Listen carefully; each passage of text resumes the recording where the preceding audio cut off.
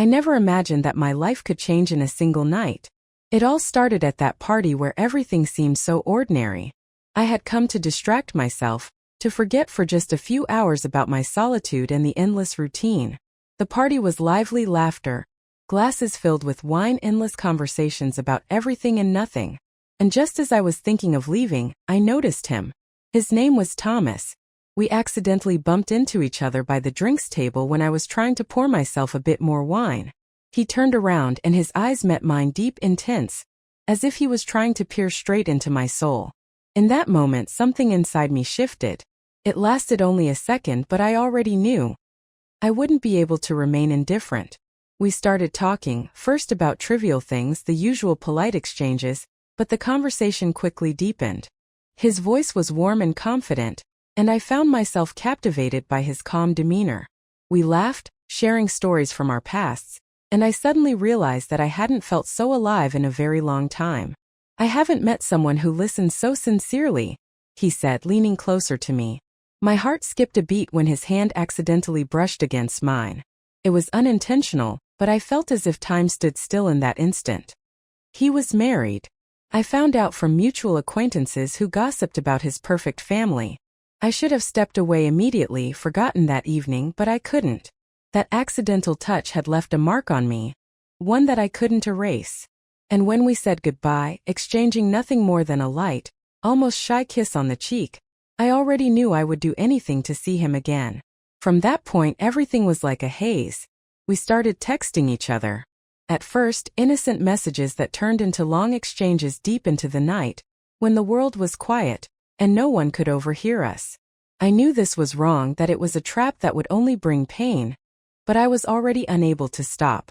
One day, he invited me to dinner at a small restaurant on the outskirts of town. It was quiet there, almost empty, and we could talk openly without the fear of prying eyes. I sat across from him, and the world seemed to disappear. His eyes were the only thing that mattered. "Do you realize what we're doing?" I asked, lowering my gaze. It was already too late to stop, but I still wanted to hear his answer. "Yes," he said quietly, and I saw a mix of pain and determination in his eyes. "But I can't stop. I'm not promising you anything, you know that. I will never leave my family." These words, which I knew from the very beginning, still hurt me. But instead of stepping back, I squeezed his hand even tighter. It pained me, but at the same time I felt more alive than ever. That evening he walked me to my car. The cold wind wrapped around us, but I barely noticed it, feeling only his presence beside me. When he leaned in to kiss me goodbye, I instinctively pulled away. But he didn't stop. His lips found mine, and that kiss was so sudden and passionate that I lost my balance. We both pulled back, like we had been struck by lightning, dizzy with emotions. I saw him struggling to find the right words, but nothing came out. I simply turned and walked to my car, not looking back, though I could feel his gaze on my back. That night I couldn't sleep. I replayed everything that had happened in my mind. I understood that it was all hopeless, that I was only hurting myself, but my heart no longer listened to reason. It felt as if every meeting with him was a breath of air, one I couldn't live without. The next morning I received a message from him. He wrote that he couldn't stop thinking about me, that the kiss had turned his world upside down, and even though he could never leave his family, he wanted to see me again. And I knew I would agree, even if it meant more pain. The days that followed our first kiss were filled with a whirlwind of emotions I couldn't quite grasp. Every time my phone buzzed with a message from Thomas, my heart would flutter, the anticipation filling me with both joy and dread. His words were warm, tender, but always tinged with a sense of guilt. We both knew what we were doing was wrong, yet we couldn't seem to stop. Each time he reached out, I would eagerly read his messages, knowing full well that I was stepping deeper into a world where no happy ending awaited. Our meetings were always secretive, carefully chosen cafes where we could disappear into a corner, or secluded spots in parks where the leaves rustled around us like whispers. Each moment spent together felt stolen, a precious jewel hidden away from the eyes of the world. There was something enchanting in knowing that in those brief hours, we were free from everything else. Our lives, our responsibilities, the rules we both were breaking. One evening, Thomas invited me to meet him at an old bookstore near the river. It was one of those hidden places that only locals knew, filled with the scent of aged pages and worn leather bindings. I arrived just as the evening light began to fade, casting a golden glow through the dusty windows. When I walked in, he was already there, his gaze lifting to meet mine as if he had been waiting all his life for that moment. "Isn't it magical?" he asked softly, his voice almost a whisper as we walked among the shelves. "A place where time seems to stop." "Yes," I agreed, feeling a warmth spread through me. "It feels like a sanctuary." We wandered through the aisles, brushing past one another, letting our hands linger on the spines of old books. Every now and then our fingers would accidentally touch, sending a thrill through me that I could barely contain. It was innocent, yet so charged with the emotions we couldn't speak aloud. In that quiet space surrounded by the wisdom of centuries, our unspoken feelings seemed to fill the air. At some point, we found a small alcove with a window seat overlooking the river. The sky outside was painted in soft hues of pink and lavender as the sun dipped below the horizon. We sat close, shoulders nearly touching, and I could feel his presence, so steady, so comforting. He reached into his coat pocket and pulled out a small book, its cover worn and faded. "I found this for you," he said, handing it to me with a shy smile. "It reminded me of the things you've told me. About love, about longing." I opened the book, my fingers trembling slightly. Inside, he had marked a page with a delicate pressed flower. I read the passage he had underlined, my heart tightening with emotion. It spoke of unspoken desires, of two souls finding each other despite the world's attempts to keep them apart. I looked up, tears prickling at the corners of my eyes. "Thomas, why are we doing this?" I asked, my voice barely a whisper. "We're only hurting ourselves." He looked away, his jaw clenched, the tension clear in the lines of his face. "I know," he said quietly. "I know this can't last, but I can't seem to let you go. You've become everything I think about." I could see the pain in his eyes, the struggle between what he knew was right and the pull of his feelings. For a moment, neither of us spoke. The world outside the window grew darker, and the soft glow of the lamp above us bathed us in a golden light. It was as if time had truly stopped, leaving us in this fragile moment where only the two of us existed. I reached out and gently took his hand, squeezing it lightly. "I don't know how to stop either," I admitted, my voice trembling. "I tried to. But every time I think of never seeing you again, it feels like I'm losing a part of myself." He looked down at our intertwined fingers, his thumb brushing softly against my knuckles, as if he was trying to memorize the feel of my hand in his. "I wish things were different," he said, his voice filled with regret. "I wish I could give you more. But I can't change the life I already have." The weight of his words hung between us, heavy and bittersweet. I knew he was trying to protect me, to remind me that we were walking down a path that had no future. But it didn't stop the way my heart raced whenever he was near, the way my soul seemed to come alive in his presence. We sat in silence for a while, our hands still clasped together. Outside, the world carried on as usual, oblivious to the two hearts breaking quietly in that little bookstore. When he finally let go of my hand, it felt like the end of something beautiful, yet also the beginning of something more. "Will I see you again?" I asked, afraid of the answer. He gave me a sad, wistful smile. "I don't know. But if it were up to my heart, I would never leave your side." As we stepped out into the chilly evening air, he pulled me into a soft embrace. It was gentle, almost hesitant, as if he were afraid to hold me too tightly. I leaned into him, letting the warmth of his arms envelop me, wishing the moment could stretch on forever. But all too soon he pulled away, pressing a delicate kiss to my forehead, a promise he couldn't keep. "Take care," he whispered, his breath warm against my skin. "Please don't let me be the one who hurts you." I watched him walk away, his figure slowly disappearing into the twilight. The ache in my chest felt unbearable, but mixed with it was a strange kind of joy, knowing that for a moment I had truly been seen, truly been loved, even if it couldn't last. As I walked back to my car, the city lights flickering to life around me, I realized that what we had might have been fleeting, but it was real. And sometimes the most beautiful things are the ones that can't last forever. Days turned into weeks, and still, Thomas remained in my thoughts like a haunting melody that refused to leave. Every day I told myself I would stop, that I would not answer his messages, that I would let him go. And yet, Every time his name flashed on my phone, I found myself reaching for it with a heart that both soared and ached. Our meetings became more infrequent, as if we were trying to distance ourselves before it was too late. But that only made each encounter feel more precious, more urgent.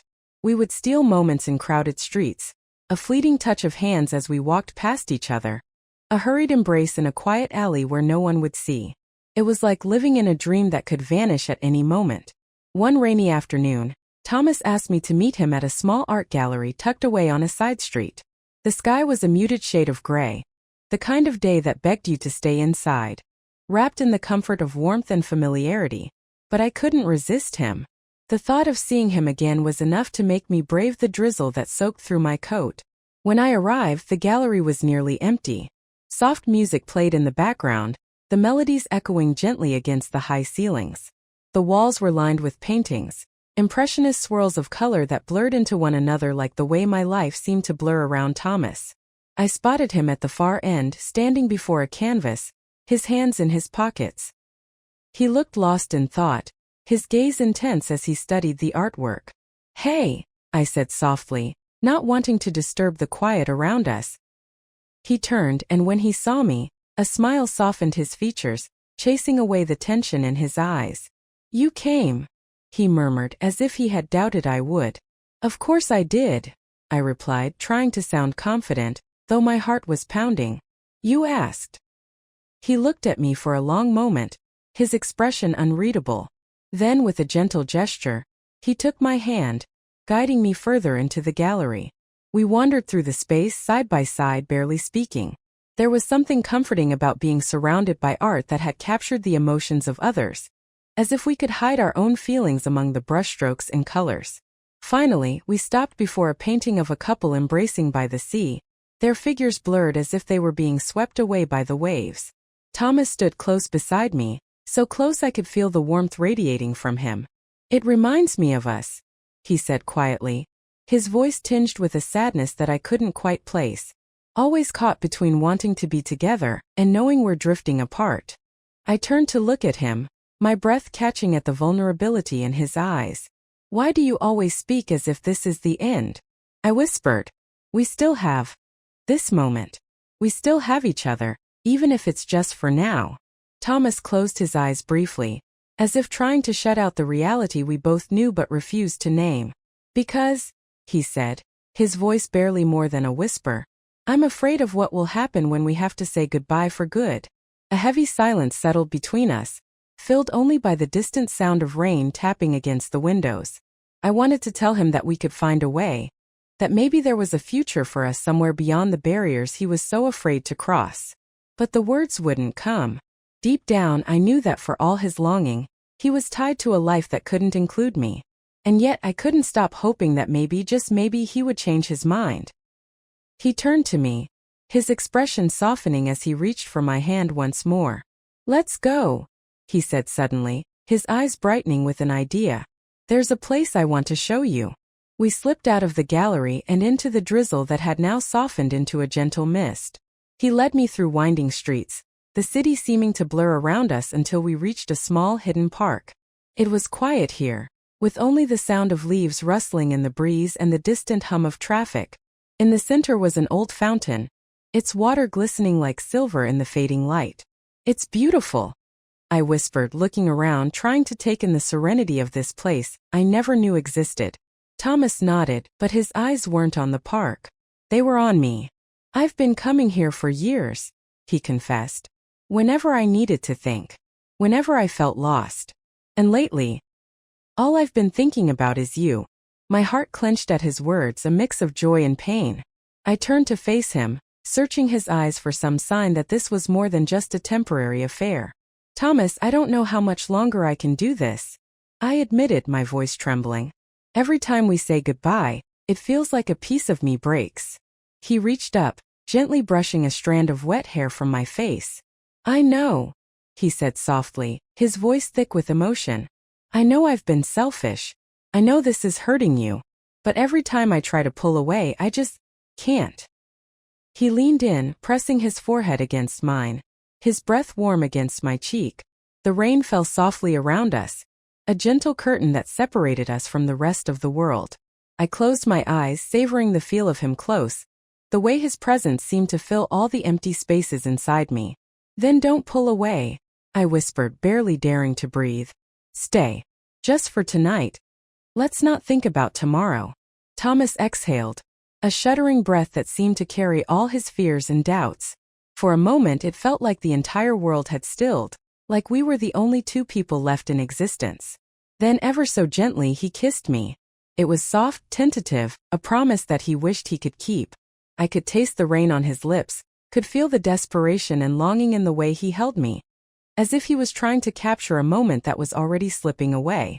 We stood there, wrapped in each other's arms, as the rain fell quietly around us. There were no words left to say, only the silent understanding that this was all we had. These stolen moments, this fragile happiness that could shatter at any second.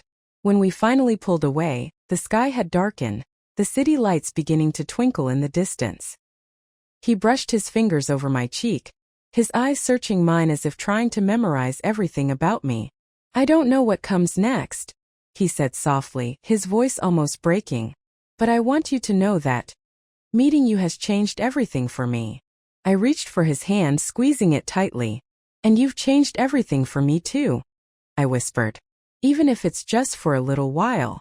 As we walked back to our separate lives, the weight of what we were doing pressed down on me. But for tonight, I let myself be happy, let myself believe that maybe love, however brief, however impossible, was worth the heartache it would eventually bring. It happened on a cold winter night, just as the first snowflakes began to dust the city streets in a soft, quiet blanket. I hadn't seen Thomas in over a week. Our messages had become fewer, more hesitant, like the last flickering flames of a dying fire. I had tried to prepare myself for this, tried to tell myself that it was better if it ended before we both became too entangled. But the ache of missing him was more than I could bear. So when he called me that evening, his voice sounding raw and strained, I didn't hesitate. He asked me to meet him at the small cafe where we had first shared coffee together months ago, where everything had begun. The familiar scent of coffee beans and the cozy glow of dimmed lights greeted me as I walked in. The world outside was cold and unforgiving, but here it was as if time had stopped. Thomas was already there, sitting at our usual corner table, staring into his untouched cup. He looked tired, as if he hadn't slept in days, and my heart twisted at the sight of him. I approached slowly, unsure of what to say. But when he lifted his gaze and our eyes met, I knew that whatever was coming, it would change everything. "Hi," I whispered, sliding into the seat across from him. He looked at me with that familiar mix of longing and regret, the shadows under his eyes deeper than I'd ever seen them. "Hi," he replied, his voice barely audible. He reached across the table, taking my hand in his. His touch was cold, and I could feel him trembling slightly. "What's wrong?" I asked, my voice laced with worry. He sighed heavily, rubbing a hand over his face. "Claire, I don't even know where to begin," he confessed. "Everything is falling apart. I thought I could keep this, whatever this is, separate from the rest of my life. But it's all slipping through my fingers." My heart sank, dread pooling in the pit of my stomach. "Thomas, what's happened?" He looked at me, pain etched in every line of his face. "Sophie knows," he said, his voice breaking. "She heard us on the phone the other night. I didn't realize she was standing right outside the room." My breath caught in my throat. I could hardly find my voice. "Oh my God, Thomas. What did she say?" "She didn't say anything," he replied, shaking his head. "Not at first. She just looked at me. And I knew she had heard everything." He closed his eyes as if trying to block out the memory. I tried to explain, tried to tell her it was nothing, but I could see in her eyes that she already knew the truth. A heavy silence settled between us, the weight of his words pressing down on my chest like a stone. I had always known we were playing with fire, that there would be a price to pay. But hearing it now, knowing that Sophie, his wife, was caught in the crossfire, made it all feel so painfully real. What are you going to do?" I managed to ask, my voice barely more than a whisper. Thomas let go of my hand, leaning back in his chair, his eyes staring past me as if he could see a future that no longer existed. "I don't know," he said, his voice hollow. She wants me to make a choice. She gave me an ultimatum. It's either her and the kids or... His voice trailed off, and he looked at me with such sadness that it nearly broke me. Or me. I finished for him, my heart shattering into a million pieces. I had known this moment would come, but that didn't make it hurt any less. He nodded, his eyes glistening with unshed tears. I wish things were different, he said, his voice trembling.